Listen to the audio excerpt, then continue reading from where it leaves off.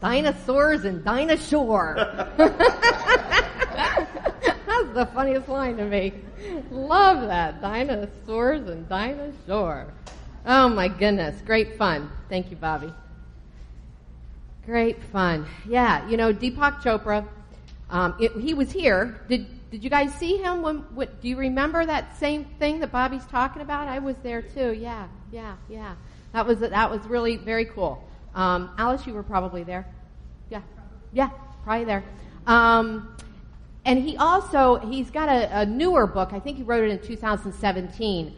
And he says that consciousness is primal. Of course, this is what he's talking about all the time. Consciousness is primal. It's evolutionary. Consciousness was the beginning and still is now, and it's causal. It's causal. Remember last week I had the Science of Mind symbol up here. I've got it back on the back table this morning, but it's causal. The consciousness, mind, our thoughts, ideas come into form. It causes, it's all of this, everything, right? From consciousness. So, of course, that's what Deepak is, his mission, and this idea that atoms, too, are at the root of all life. It's fundamental to all life.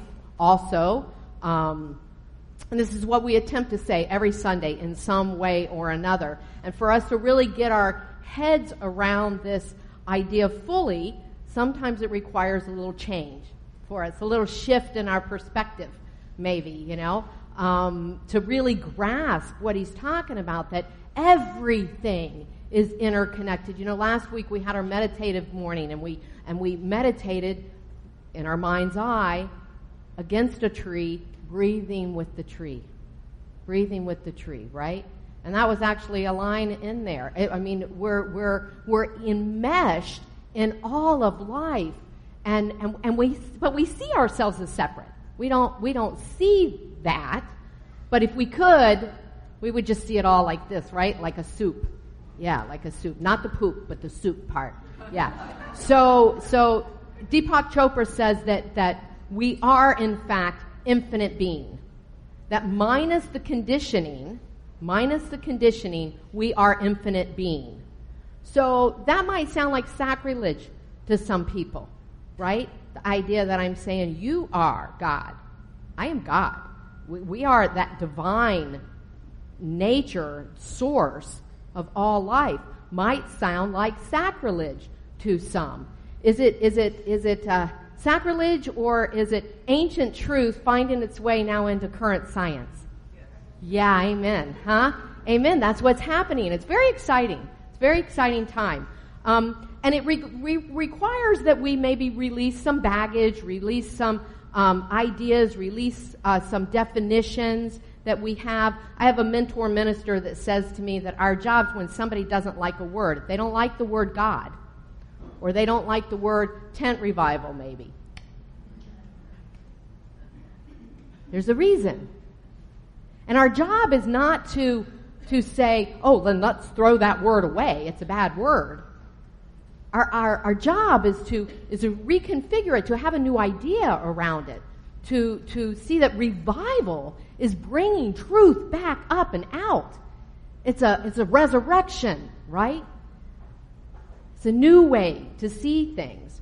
And this whole month, we're talking about our theme is core values love, and our theme is ensuring the stewardship of the earth.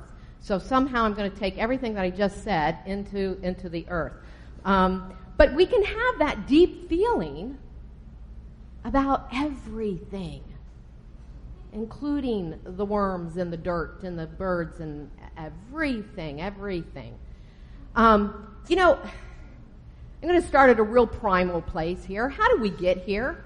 How did anything get here? The best we do is stab at that, right? We've had prophets telling us about that. We've had philosophers telling us about that. We have lots of books written about that.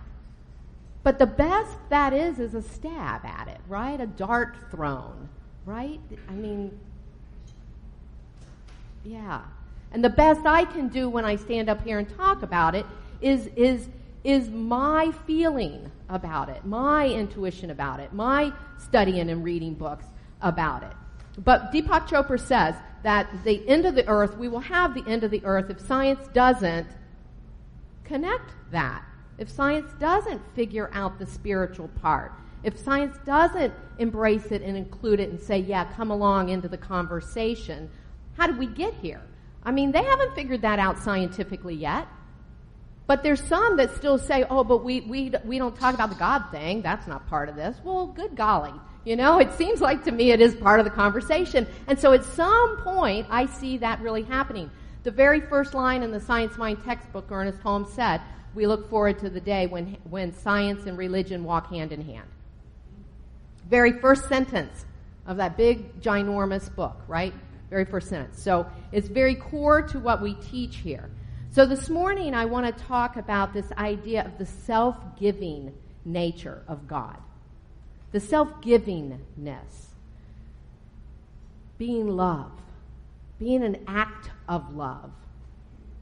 Like we wouldn't be here if it weren't for creation, the Creator, that idea that wanted to come into form. As you, individually, uniquely, but also as all of that, as anything. And why did it do that? Why did it do that? Yeah, we're going to guess again, right? And I'm going to say to experience itself in form. To experience itself in form. So it was a loving gesture because then, so here you are, go have a life, and you have everything in you to have a life abundant. You have everything already planted in you. And you have some urges in you, too. You have some desires. But you have strength in you, too, to reach those desires. Like everything's planted just in the seed. Like last week I talked about, it seems like a month ago, big week, the acorn. Everything's in the acorn, right? To grow a forest. Right? Yeah. Everything's in us to grow. It's innate. We were designed that way. That seems pretty darn loving to me. Pretty darn loving. Yeah. So maybe everything came from something because it wanted to experience something because there was nothing else to create it from. It had to create it from itself, right? So, and let's say it did it for love, and let's say it did it so it could experience itself freely, fully, as a diverse whole, as a diverse perfection, right? And so then I think, wow, that could be it. That could be what it is. And so then I think, well, then that something created me to be something too. Wow. And so I think about the urge in me when I have that urge to create, when I have that desire to do something, when I have those dreams inside of me, maybe that the divine planted that urge and desire in me. It's like I'm a mini-me, right? I'm a mini-me, and you're a mini-me. And you're a mini-me of that one great intelligence, of that one unconditional love, of that one thing that can never be less, only more of itself. Only more of itself. And each one of us are that. It's just really an amazing thing to comprehend to me. It's just an amazing thing to comprehend. And so I am, with every act, with every thought, with every choice, with every decision, everything I do, I am that divine urge. Coming, doing something. And right now, I feel like loving big. You know, it is the theme this month, but it's also what's up in my life. To love big, to love bigger, to love deeper, to love unconditionally. To love until it hurts. To love until it hurts. It's a paradox, maybe. Mother Theresa said that if you love until it hurts, there can be no more hurt, only more love. Right? To love until it hurts. And you've experienced that. You've experienced that. We all have. When we have those tears that are so raw, primal tears that come from where you don't know where they come from sometimes. tears of joy, tears of awe,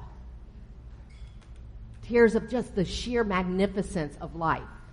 Those are holy tears. I call those holy tears. I have lots of holy tears. I flood with holy tears. This week and last week and the week before, I've had lots of holy tears. I got home last night from my uncle's funeral. And my dad, I loved him dearly, and when he passed, we were really good. Good relationship. But my dad wasn't there a lot in my life. And so my uncle was always there, though. He was always there for myself and for my sister. And he loved my aunt tremendously. He's loved my mother tremendously. I mean, he has really been something in our family. And so we had his funeral yesterday. So I drove over Friday and back last night, Daytona Beach. And I also found out Wednesday that a dear student of mine from for many years, five and a half years, and she was to start Practitioner 2 training with me this Wednesday, 3 days from now, passed. LaTanya Hardy passed. And very sad, very sad. Lots of holy tears. I call them holy tears because I wouldn't have tears for LaTanya and I wouldn't have tears for my Uncle Bob if I didn't love them deeply. Right? I mean, that's life. That's the soup. That's all of it. We can't say part of it's good and part of it's not good. That's all of it. To have loss means to have love. Right? We want that. We want that. And we recycle. And so there's a way to see that loss as a recycle. And I'm not going to go into all of that this morning, but if you're in that place, come talk to me. We'll talk about it. But this is a breakthrough. This kind of idea, this kind of bigger thinking is a breakthrough of one of the limiting thoughts or conditionings, that Deepak might be thinking about or that Ernest Holmes had in mind when he wrote this quote that's on the front of your program. So I want to bring your attention to this quote. Read it along with me. You can read it out loud if you want to. Read it to yourself. There's an inner urge in our minds to grow, to expand, to break down the barriers of previous limitations, and to ever widen our experience. This persistent urge is a divine influence, an irresistible force, and constitutes the greatest impulse in human experience. Right? So a breakthrough is when we are living boldly, fully, unconditionally, everything, loving it all. That's a breakthrough. And a limitation is when we're not. A limitation is when we're holding back love. Somehow holding back love or not loving fully. Ernest Holmes also said, love is the greatest healing and drawing power on earth. It is the very reason for our being. And that explains why it is that people should have something or someone to love. The life that has not loved has not lived. It is still dead. He says love is the sole impulse of creation. Love. It's synonymous with urge, right? Synonymous with your dreams, synonymous with your desires. Love. And he says the person who does not have love as the greatest incentive in their life has not developed a real creative instinct. Listen to this. No one can swing out into the universal without love, for the whole universe is based on it. So it's that urge, it's that grand love that goes before us and makes our way clear. It's that grand love that gives us those divine ideas. It's that grand love that wants to move through us. Right? And it does it when we're open to it and open to love, which is the same thing. There's never God and. If you say God and, you missed it. It's only God. Spirit in us. That's the source of everything. Absolutely everything that we are, everything we hope to be, everything we have, that we think we possess, everything we walk upon, everything we breathe, that we look at. Just an amazing concept, huh?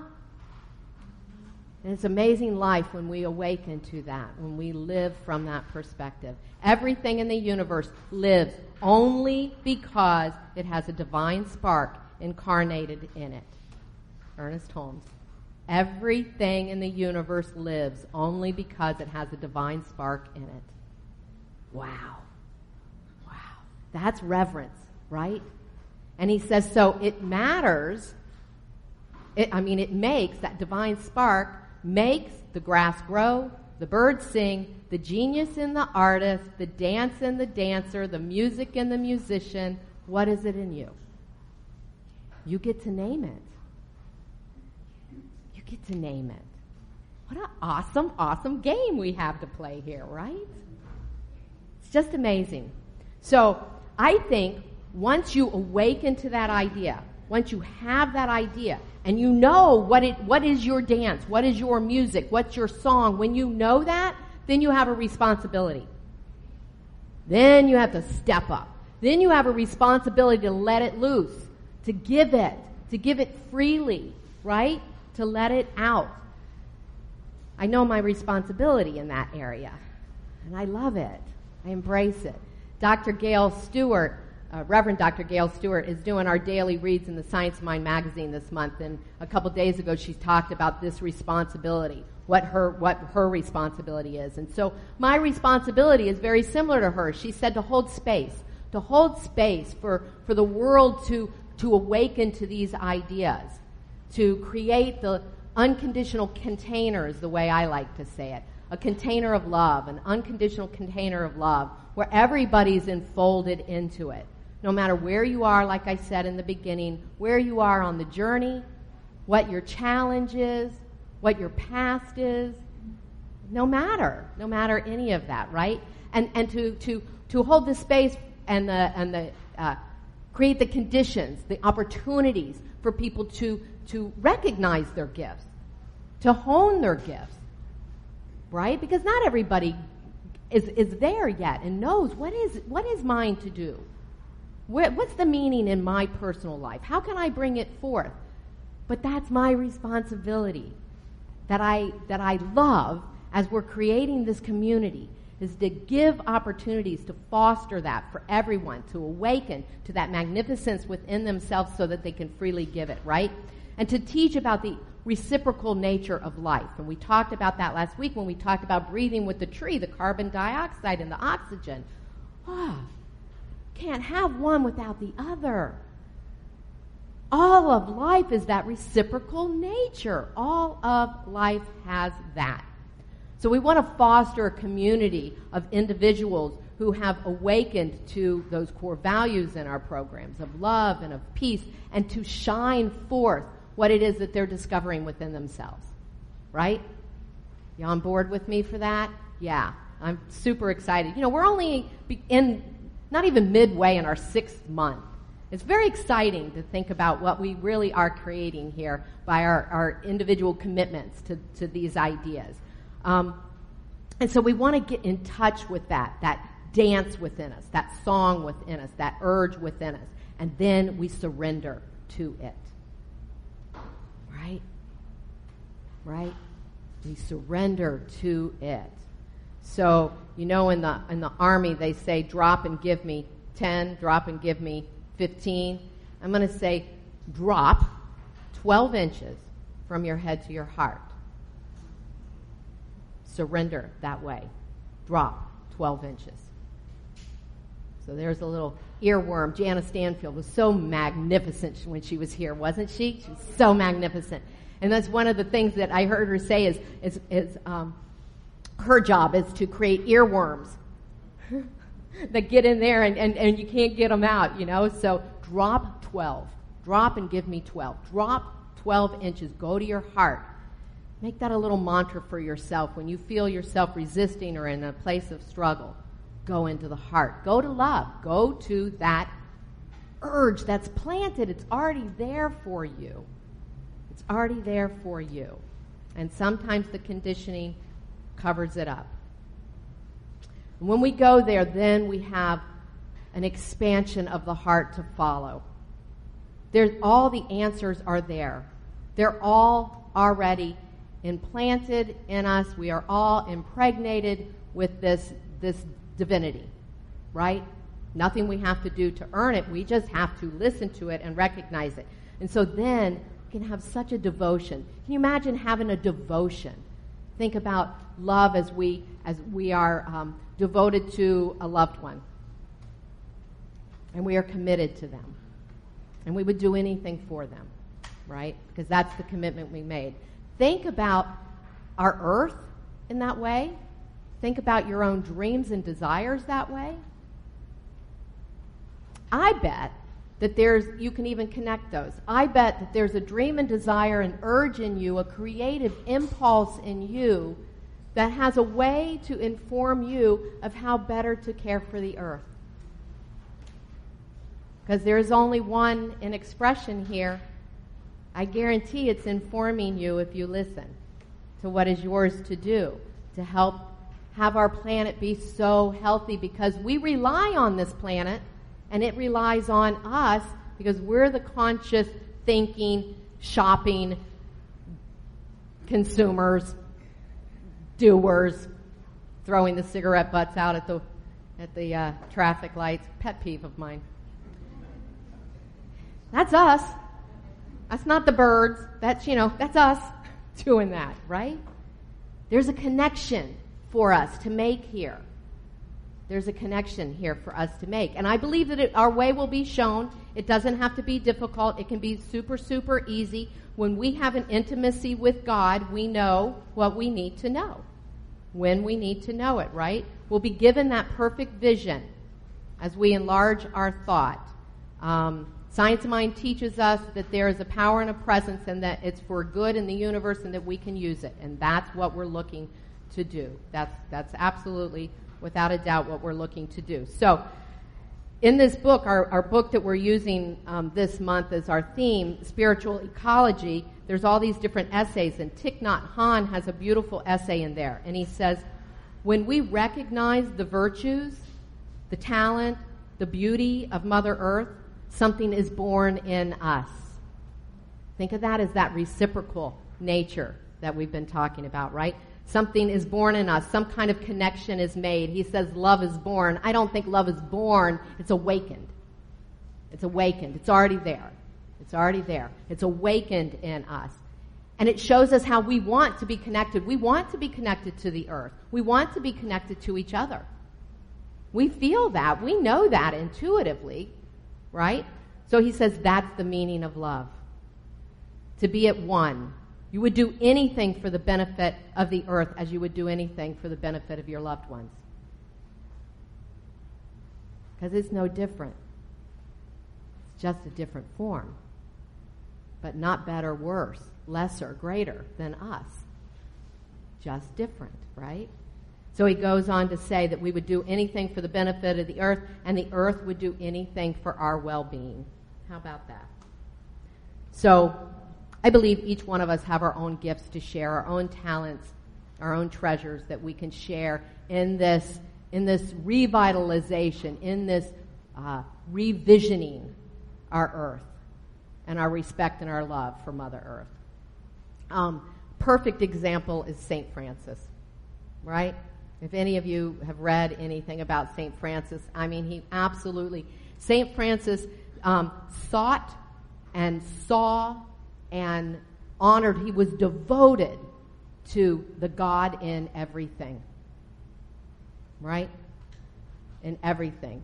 Snakes, rats, critters of every kind. The birds, particularly. Had a fancy for birds? Yeah. That's what I'm talking about. Last week, we asked some questions when we were in meditation. We asked some questions about how can I show my love for the earth? Just ask you to continue to revisit that question throughout this month. That's your homework. How can I show a greater love for my earth and for all its creatures? We're not in community with just each other in this room. We're in a reciprocal relationship with all of God, all of nature. right? All of it, everything that exists. So the whole wide world is my home. And that's how we want to live. That's how that place that we want to live from. And it calls us to be intentional. That's it. That's all. Just to be intentional. So that's what I know for each and every one of us. That we're intentional. Yeah. So it is.